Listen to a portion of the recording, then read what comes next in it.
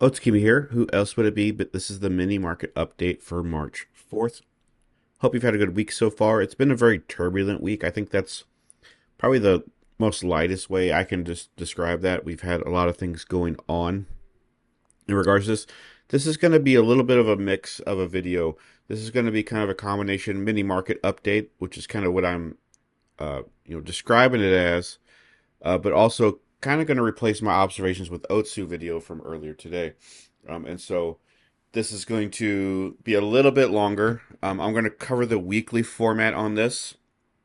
In the meantime, stay tuned for all my YouTube stuff. I'm really trying to navigate how I'm doing this week. If you're not familiar with what I'm doing, just had a daughter, just got a lot of things going on. I have a special needs son that really needs some attention. So my in real personal life has been very turbulent as well. Kind of matches the price action, if I'm being honest with you. But we're navigating all that, and so I will have to put my YouTube stuff on hold probably for 2 weeks. So we'll see where that goes. That's not a rough time. We'll see how that goes. But I'm going to pace myself. So that being said, this will be Bitcoin, Ethereum, Solana for today. Going to cover the weekly time frames as well. Kind of give us a context of what things are looking like. And from a FA perspective, first, we're going to look at what has really taken place. And I'm going to use Bitcoin as an example. I might go to total market cap as well. Let's get started with this. So we had the drop down previously. Now, one thing to mention here is that we've had the drop down for quite some time. A lot of people want to poke fun at the strategic reserve, which everybody was happy about, and then like 24 hours later, nobody was happy about. We had the push up. I guess I'll start with that context first because that'll give us a foundation of what we're talking about. We had the reserve announced pretty much at this candle at the lows, gave us a pretty good pump up. We had a drop down reaction after that.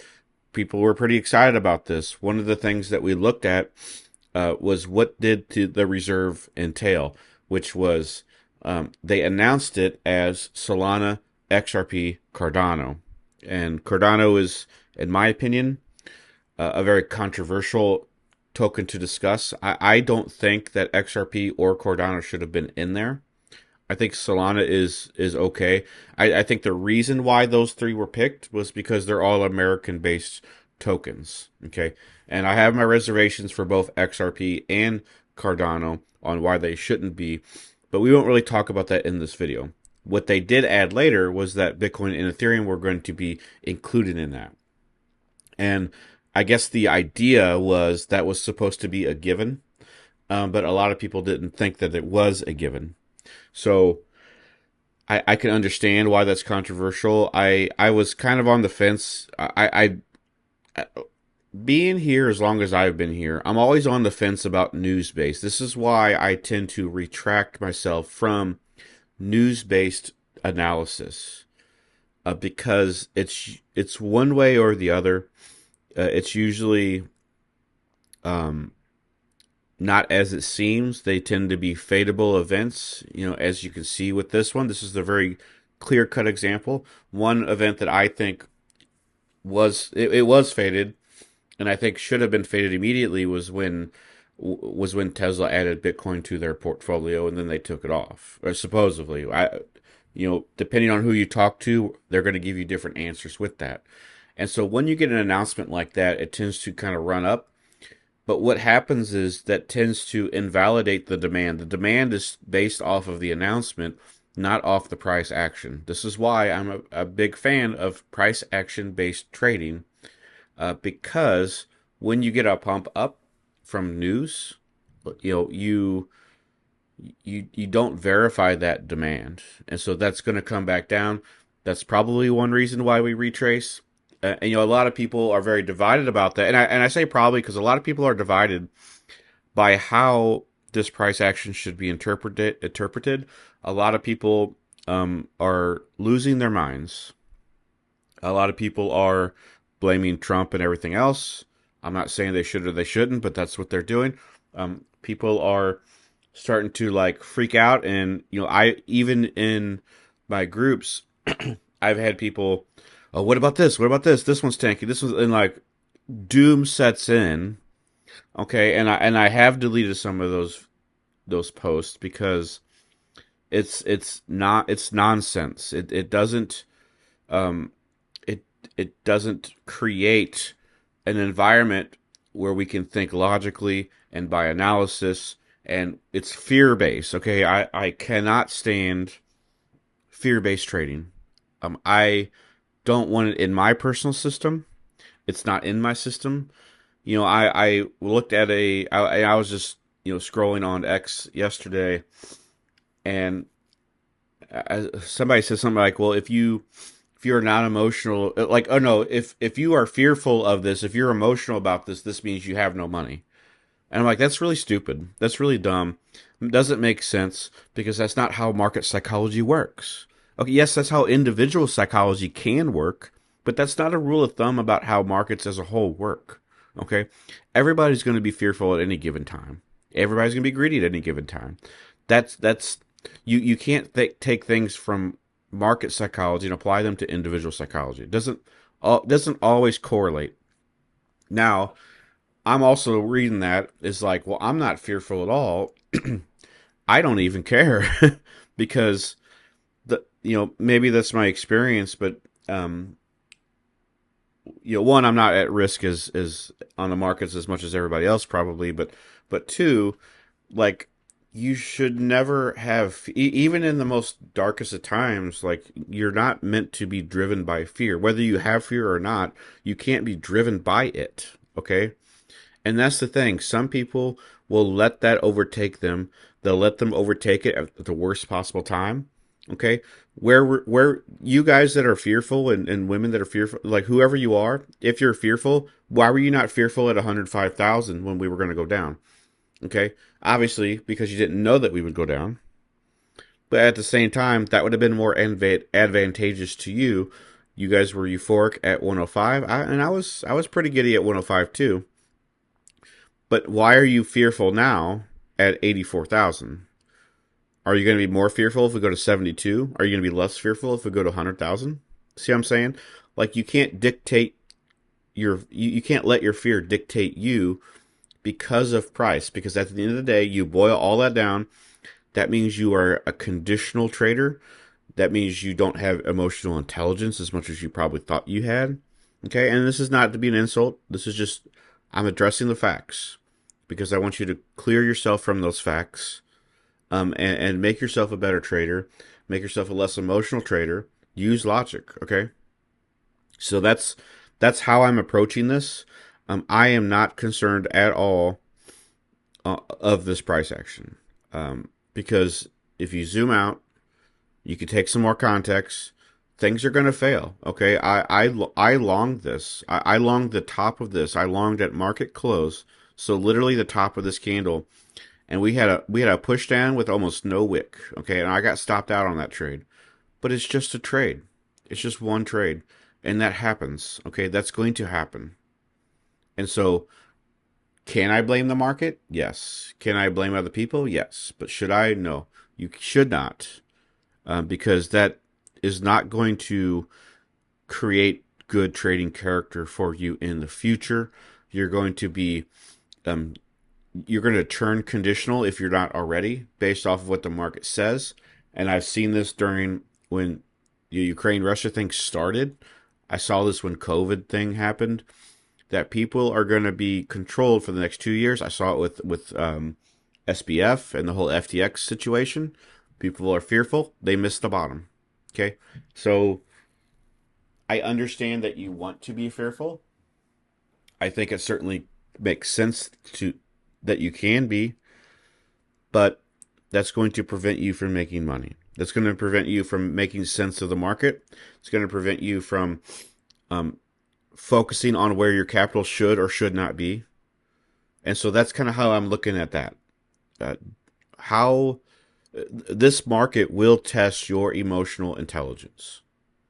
And that is the key for this environment right now.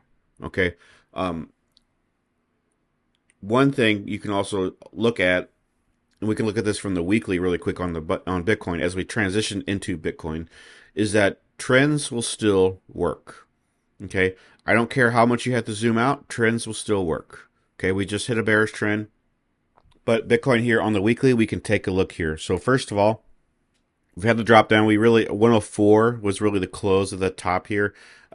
It's kind of been going down really ever since. That's all self-explanatory, right? We had the big drop down thus far, but we had one last week and we closed pretty high. I was concerned about this level, which is here basically at the low. The low of this is 90,800 roughly.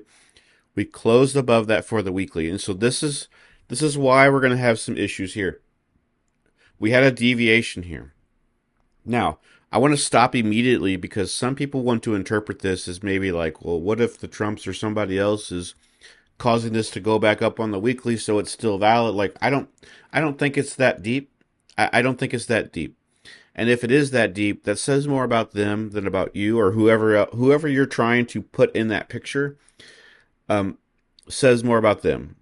So what you need to understand is that we are still on a trend-based move here. We're always going to be on a trend-based move, no matter how choppy this gets, because you can keep zooming out. That's how you can interpret that. There is going to be a flow no matter what. Okay, so what we can look at for the weekly is that we've dropped down again. Can this be recovered? Absolutely. And I think there's a good chance this could be recovered basically because of my wick theory. We have a very low wick on here. I would not be surprised if we actually get close to holding this, for one. Two, we have this level here at about 73,000. This is one reason I'm holding the 72 to 74 area so important here because it's a daily zone and it's a weekly zone. Okay, we have a confluence of zones here that work well. This is where the breaker is here, and it's also where the swing high order block is on the daily. So we have confluence on this piece. Okay, so that's what we got. Also, from Aaron, we'll take a look at this. From the Aaron had a high bearish cross, so we should expect this. Like this happened last week, so this isn't something that's unexpected here.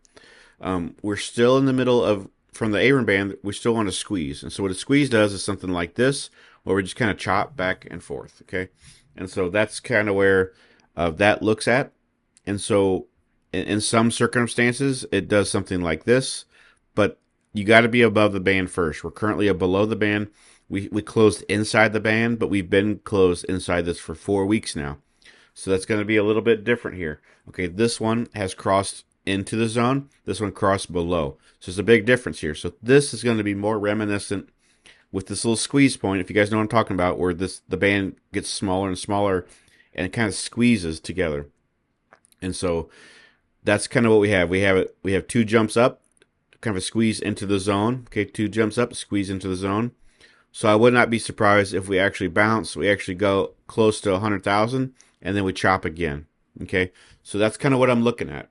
That's another reason why I'm not too concerned about this price action, because I think this is a choppy scenario. I don't know if this is that bearish necessarily.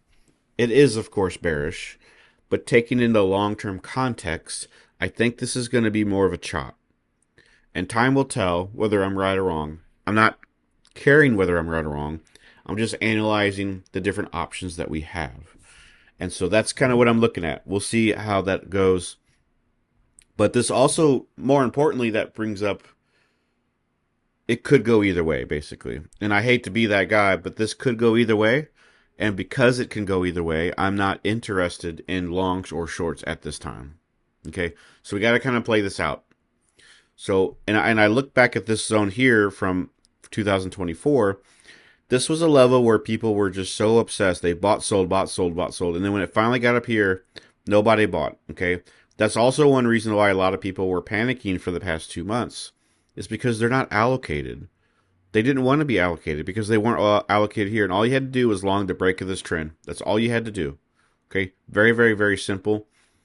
And you may say, well, Otsu, it's only simple looking at it in hindsight. I'm like, no, go ahead and check my tweets. You can see that I did talk about this as it was forming. But also, it should also be a lesson for you that you can look back at things and use them as not predictors, but as ways to look at how analysis works. Otherwise, you can't trust any TA. And that's the thing, like, the easy part about trading is learning how to trade. Okay, I've educated a lot of people in my past 8 years that I've been doing this, and the hardest thing is not teaching people the concepts. For most people, it's the application. Because when the day comes that you need to trade, the day comes that you need to trust in a pattern or have some sort of instinct, either people get too scared or even worse, they do execute the trade and it doesn't go their way and they don't understand that things don't always go your way. And so then they give up on that pattern or that way to trade and say, well, it didn't work for me that one time or the first three times, so it doesn't work at all. And then they go a completely different direction, try something else, that doesn't work, try something else, that doesn't work. And so they bounce around because they don't give it the discipline that it needs to understand it. And this is why I sometimes will compare trading to playing a guitar. Okay, everybody can play a note on a guitar. Whether you know what you're doing or not, you can do it. Okay, most people can strum a guitar with 5 minutes of practice. Okay, or less. It's very easy, right? But when you actually start to try to play a song, most people can't do it for the first month. Okay, or they can play a small tune or a beat or something like that, but they can't make a full. They can't do a real song, and so you can give up. Okay, and so that's the thing. It's like, well, I give up. It's not working for me. Guitars are stupid. That's not how that works. See what I'm saying? Because there's a lot more successful guitarists out there that can tell you, well, no, it actually is pretty good. You just need practice, and the same thing applies to trading. You can do this, and this is why most of the accounts on CT are actually LARPers because they do understand concepts of trading. They can understand the vernacular. They can understand how things work. How profits work, risk management works. They can even educate you, but they don't necessarily know how to trade long term. And that's the thing. It's one thing to trade for half a cycle or just a couple months or even one cycle. It's a whole other thing to learn how to trade multiple cycles. Okay, like I have. So, and I'm not saying believe me, I'm not saying I'm above. That's not what I'm going. But it does take diligence. It does take discipline. It does take focus. Okay, and that's where in order to do that, you need to get through times like these. Okay, and we're only down 1% today. This is not that terrible for today, at least. And so even things like Aave are up pretty good. I must have had an announcement or something. But you see what I'm saying? That's where that operates and how that works. So RSI, we're actually below the 50 here. And the thing is, too, it's only Tuesday, at least where I'm at in the world. So I think that it might be correcting for the rest of this week here. I think it's too early to look at the weekly and say that everything's just doom and gloom here. Like I said, Aaron gives me a context saying that I think we're going to chop. Now, let's go to the daily here. Do I think that we're going to go down to the 72? So one thing I was looking at is I thought that we would flash drop to 74, 72,000. Since the deviation, I said, okay, that's completely invalid because deviations are very strong. Now we're on our way to 106 or higher. Now that was immediately wrong and invalidated. Okay, and I own that. If it's wrong, it's wrong. I'm not a predictor. Okay, if you think that I am, you're in the wrong. You're in the wrong field. And I'm not trying to be defensive. I'm not trying to dismiss you. We can have that conversation if you want to, but you have to just understand that things are not always accurate. And guess what? You can still make money and not be accurate. It's not about being right or wrong. It's about making money. Okay, making money trading. Okay, not making money on paid groups, but making money on trading. Okay, because you don't need to always be right to make money. You need to make money to make money. So we have the invalidation. So where does this go? Because I've mentioned before, as recently as last week, that once this invalidates to the downside again, this is all null and void. And guess what? It's completely true. So two things I can look at, and I'm going to get rid of this now, because now that's an invalid issue. One thing here is we have this retest. Okay, we hit here on a bearish retest, clear-cut bearish retest. Now, I overlooked this because of the deviation. Deviations are stronger than retests. And that was actually a break of the retest from the previous low. So that's why I did that. But we can look at now is we can look at this as a range. So this is what we're looking at for now. If we can hold 84, 150, we will probably avoid the 72,000, 74,000. Okay. But this is now the range that I'm looking at. I'm not including above into the 94s because if we can get actually I probably should. Looking at this really quickly, so this would be more accurate. 95.4 on the high side, 84, let's say 1 to round down on the low side. So this is what we're going to look at. This to me makes sense because we spent 4 candles here, either opening and closing at the lows. Okay, so that tells me this is a respectable level for some reason. And I don't think it makes sense in any other context. But that's respectable, and we're holding the low on here. So this is the context that I'm looking at for this. This is the range that makes sense to me now. It's already been broken, but we had a divergence here, so that tells me that does have some interesting integrity. Okay, and so we can kind of work with that. So one thing here is if you take the top of this from the divergence to the lows, you get the mid roughly around that area. So that also tells me that this is an important level for some reason. We actually broke below that, respected that level, and now we're breaking it back up. If we can go above, that tells me that's fine. Now, you may also wonder, well, I said all that may or may not make sense to you. This is not being respected, so why should I respect it? Well, because I zoomed up. Okay, so the levels can still be respected on higher time frames. Usually not lower time frames. There's some exceptions, very rare exceptions, but mostly you can zoom up, and that's why if you have a weekly resistance or support and a daily resistance or support, well, which one's going to be more stronger? It's going to be the weekly most often, right? And that's why I like the 72, 74 level on Bitcoin because it's both on the daily and the weekly. That tells me it's even stronger than one individual. So that's what I'm looking at for Bitcoin.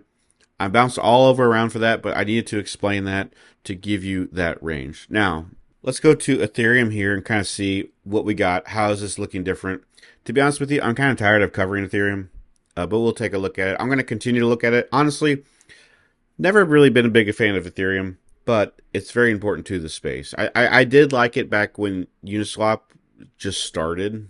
Okay, I mean, I've been here before Uniswap. And like some of you guys, it's funny because I see online like, oh, I'm an OG, and like you guys started after Uniswap. It's like, no, that's if you got here after DeFi started, you're definitely not an OG. Okay, I mean, because that's literally like after the foundations, and anyway, if you call crypto Web3, you're not an OG. Just to say, just to be clear. But anyway, I digress. From this zone on the weekly, the big blue level here is mainly the biggest level I'm looking at. Okay, this covers everything in context. All these overthrows here, the top of this zone, the bottom of this one, okay? And we're covering this right now. And so we also have this order block here. That's a daily. I'm going to let it go for now, and we'll revisit that here pretty soon. But what I'm looking at this here is that we're breaking into the weekly zone. Okay, your mid level is just above $2,000. We're hovering above that. The only thing we need to do on the weekly to save Ethereum right now is to stay above the top of this, which is 2140, 2139, 27. Okay, if we can stay above that, we're in the clear. I do think that's going to happen. I do. When we tend to get weekly structures like this, and it's like too close to call whether it's going to break or not, it usually recovers.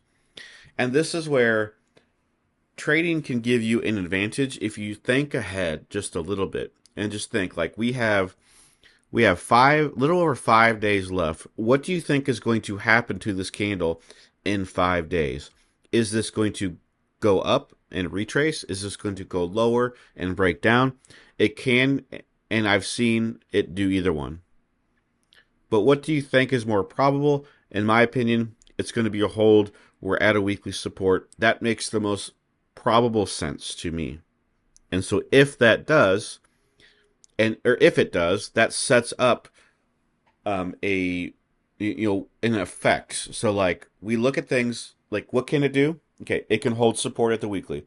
If and so that's like an if statement for those of you in the programming, right? So what happens if that occurs? So if Ethereum does X, you do Y, right? And the Y would be we consider buying at the weekly. Okay, and so that's where I'm looking at this. I think this is an okay buy area. Even more so than Bitcoin right now, particularly in the long haul. This would be 100% rally. This would be a 2x all the way to 4,000, the all-time high, or roughly the top here. And so we can look at that. So I shouldn't say all-time high because I think we had, yeah, it was back here, 4,600. So I apologize for that. But this is not a terrible zone to start buying long term. Okay, and if it is, and that my logic here is that if it's not a long term buy, if it's not a smart long term buy idea, well, Ethereum is screwed anyway. Because you're telling me in 3 years, Ethereum's not going to be above $2,000. Okay, I'm also thinking of you options people right now. You got to look at that from an options perspective. Like, you anticipate a certain price given a certain amount of time, which I hate options. I cannot stand options.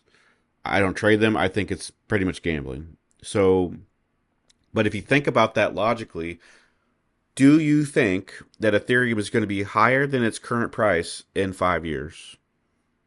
Probably. I would. I think even the low of the next cycle would probably be higher than 2121, which is what we're currently at, or 2119 now. So that's how I'm looking at that. And so you can be your own judge. You are responsible for your trades. That's how I view that. So we'll see how that occurs. We on the Aaron we have the bearish wedge I was talking about from Bitcoin, and it tends to have this kind of price action. This also makes me think that we might snap back up here. That might take a couple of months, by the way. Keep in mind we're on the weekly. That's another thing. If people expect $2,000 candles in one candle, that's not going to happen. I don't think that's ever happened on the weekly here. I think we went from 21 to 29,800. I mean, we've done that in two candles, but not one. So anyway, that's just kind of a side note. RSI is below. It's not healthy right now, but 36. It doesn't get much more lower than 36 here on the weekly. If you look at this, if you kind of draw a line here, it's only gone below two, let's say three times, four times in its history. So basically, once every cycle, it happened twice here, right? So this is a considerable low to me. If we want to look at this from, I mark out the vertical lines. Was that a low or not? It definitely was long term, right? Here's another one. Okay, that was not a low. Uh, but this level was, okay, from here. Mark out the middle of that. And it just depends where it's going to land. Let's say from here, it was at 2133, and it ended here, roughly right around here at 1300.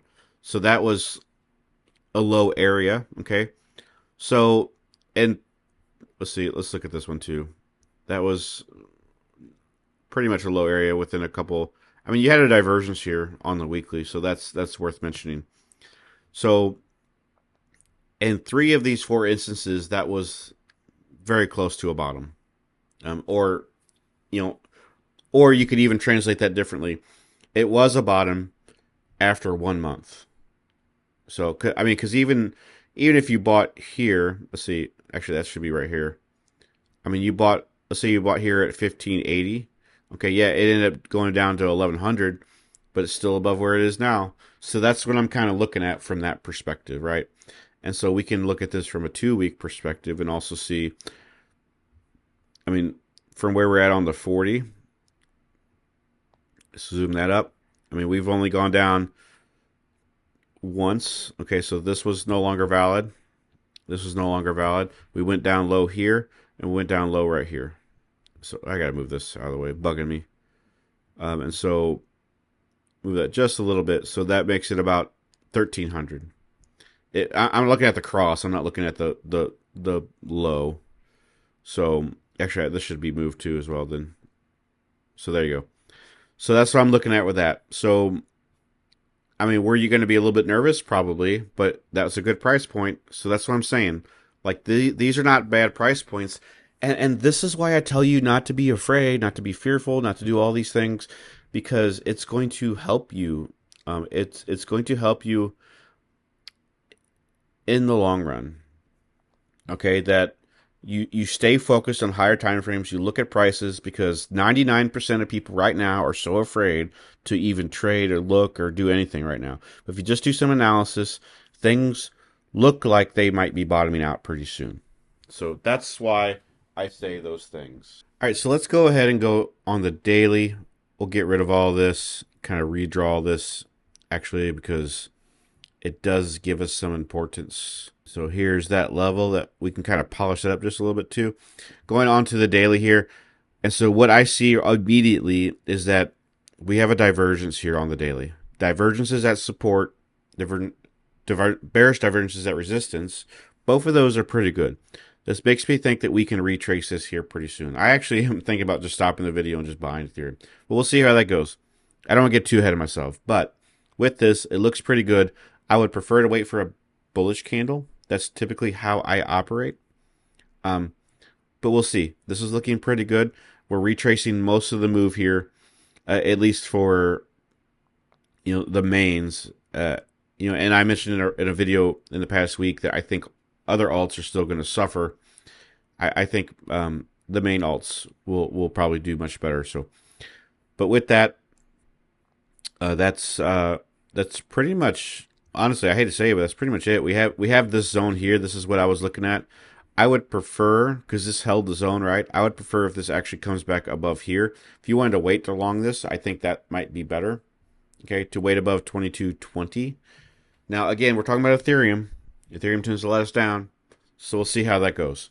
But like I said, not a lot to work with here on the daily. That's also why I think the weekly and the 2-week are much more important, and that's why I focused on that as well, because it gives you a better context. That's why I said earlier in the video. Well, zooming out will give you that context. So let's go ahead and go to Solana.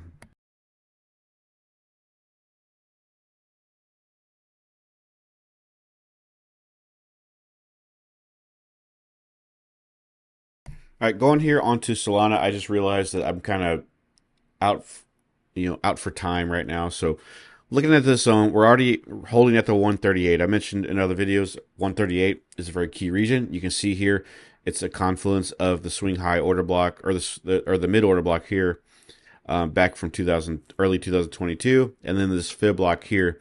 This is a whole zone. I do think this will hold. I think on the weekly, that's pretty much what we got to look forward to.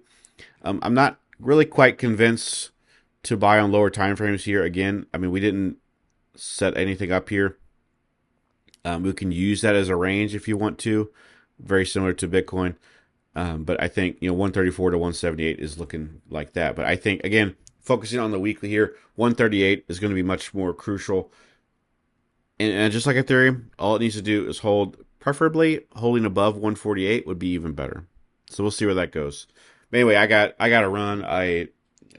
This was meant to be a market video, and then I actually was recording it like an observations with Otsu video. So it's kind of both. Anyway, that being said, that is the video. Premium, you do have another video coming up next. Okay, so that's another reason I got to cut this close, because I got to make a special video for you guys. If you're not in Premium, go ahead and check that out, because I do prioritize these guys, and I really appreciate your all support.